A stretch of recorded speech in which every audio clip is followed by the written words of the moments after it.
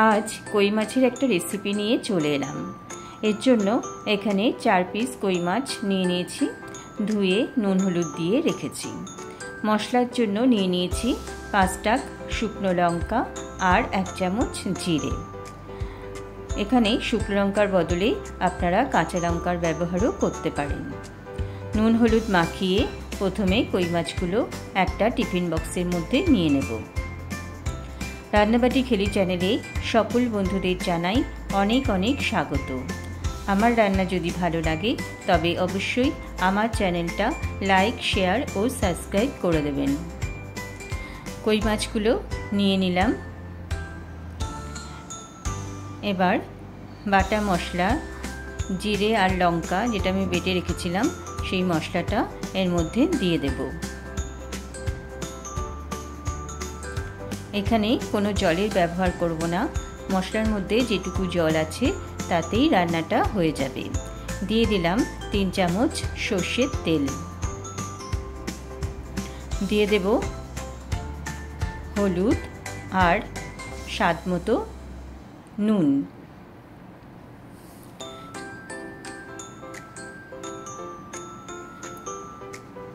আর দেব 2টো কাঁচা লঙ্কা, দিয়ে মাছটা মশলার সাথে ভালো করে মাখিয়ে নেব।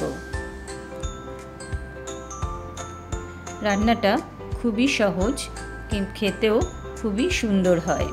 আপনারা যদি কখনো এরকমভাবে কই মাছ রান্না না করে থাকেন তাহলে অবশ্যই একবার করে দেখবেন।